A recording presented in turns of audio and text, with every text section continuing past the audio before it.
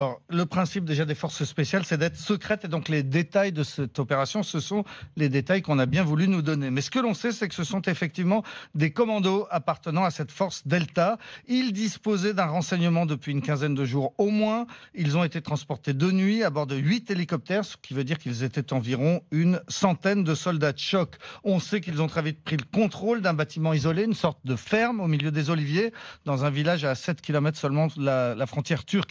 Ils ont d'abord tué un certain nombre de défenseurs du chef de Daesh. Ils ont récupéré 11 enfants qui se sont rendus, puis ils ont poursuivi le chef terroriste dans un tunnel en cul-de-sac. Le reste a été raconté par Donald Trump lui-même en termes très crus.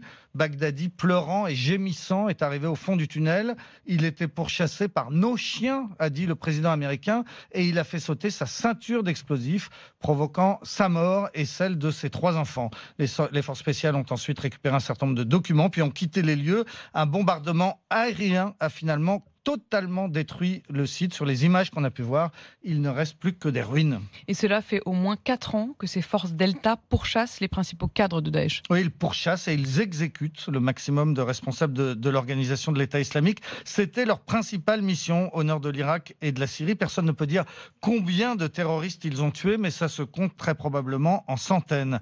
Au départ, pourtant, les forces Delta ont été créées à la fin des années 70 pour intervenir sur des prises d'otages sur le sol américain. C'était beaucoup plus proche du GIGN français que d'une unité pour combattre à l'étranger. Mais, à peine formées, les forces Delta ont été chargées de s'occuper de la prise d'otages à l'ambassade américaine en Iran. Première intervention et premier fiasco total. Les hélicoptères s'étaient écrasés en essayant de se poser près de Téhéran. 8 morts pour les Américains.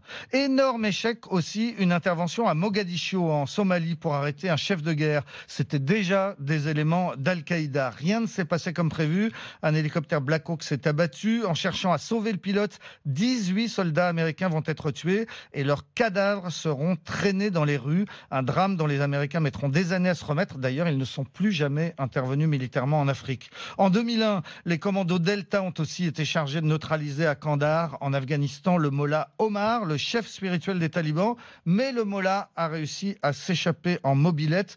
Encore un fiasco, presque des pieds nickelés.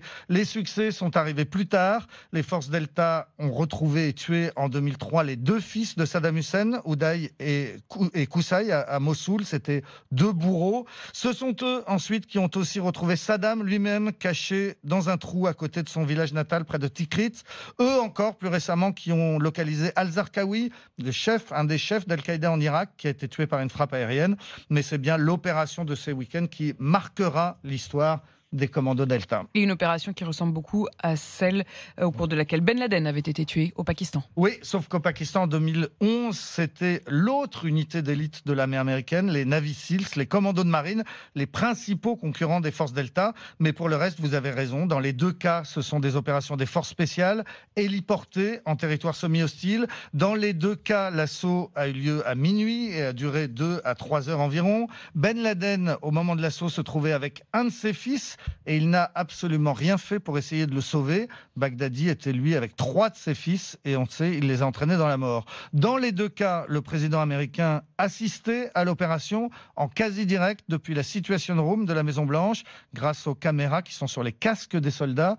Obama en 2011 et donc Trump ce week-end. Trump qui a commenté « On se croyait dans un film ». C'était incroyable. Enfin, dans les 2 cas, la leçon, c'est que les guerres modernes se font de plus en plus avec ces forces spéciales, avec ces soldats d'élite très spécialisés, très bien équipés, surarmés, surentraînés, des soldats qui ont la tête et les jambes et les couilles. Oh, carrément.